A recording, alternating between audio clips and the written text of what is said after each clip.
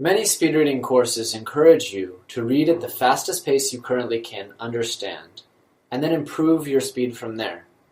This is actually a terrible way to learn because you simply won't push the boundaries of your understanding or sub-vocalization far enough. When I learned this skill, Anna and I sat for weeks, and she pushed the card for me. And every time I would look up and say, "Anna, I can't go that fast. I didn't understand anything." And she told me that's fine.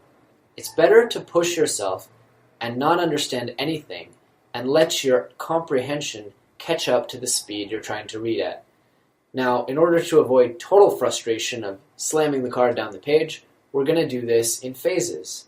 We're going to start by moving the page 15 to 30 seconds each page on a standard 9x6 novel. If you're using other material, simply count the average number of words in a line and the average number of lines, and then multiply them. So 15 to 30 seconds is extremely fast. It puts you at a speed of about 600 to 1200 words per minute. The upper range of that is what we're hoping for. I personally read about 800 to 1200 words a minute, depending on the level of comprehension I need. The technique here is not to speed up your reading to match your comprehension, but instead the opposite. You want to try and input at the speed you're desiring during the phase you're in, and let your comprehension catch up to that speed. You trust me here, you have to push yourself a lot. You're going to feel that you're not getting anything out of the text, and that's okay. That means you're pushing yourself. It's kind of a lot like weightlifting, where you really feel like you can't do another one. That's where you're succeeding, and that's where you're growing. Since you don't have someone there like I had to watch your eyes, make sure that you're being true to saccades, and move the card at the appropriate speed, you're going to be relying on a great tool called Spreeder.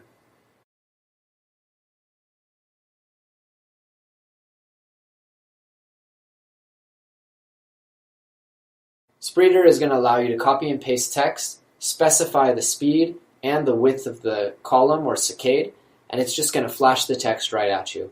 This is a great way to improve, but make sure that you're not always using Spreeder. You want to sometimes return to normal text and use your card so you're building the proper habits of moving your eyes down and so on.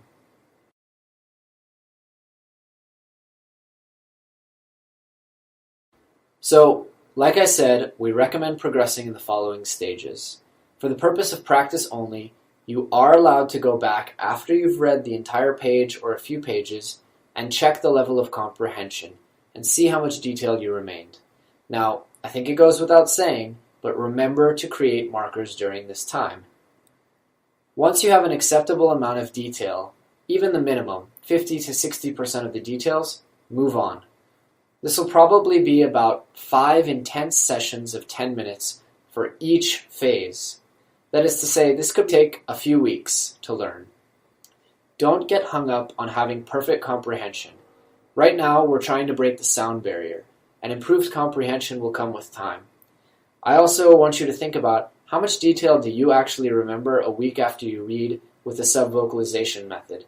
Chances are your comprehension is going to be better anyways, so don't worry about having 100%.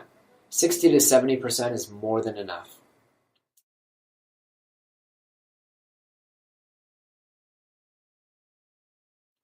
So, in phase 1, I want you to read about 250 words per minute on Spreeder, or slightly over 1 minute on a standard novel. You probably already read this fast, but I want you to focus in doing it in saccades. Try to absorb the entire saccade as once. The quick brown fox becomes one symbol, one mental marker that comes in. For phase 2, we're going to try 350 words per minute, or slightly under 1 minute per page. This isn't pushing yourself too much, but we want to go in phases so you don't get completely frustrated here. For phase 3, I want you to try 500 words per minute on Spreeder, or less than 40 seconds per page. I'm going to remind you again, make sure you're doing a little bit of Spreeder and a little bit of reading actual text or reading on your iPad or Kindle.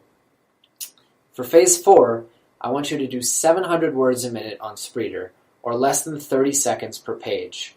And for phase 5, I want you to push it to the limit. Try to go for 1,000 words a minute on Spreeder, or more or less 15 seconds per page. This is the level that I'm at, Unfortunately, I've been a bit too busy to break the 1,000 words, but this is something you can always come back to and always improve your speed. You'll probably hit a hard limit of about 1,500, and there's a chance that we'll be building an advanced course once I learn how to break 1,500.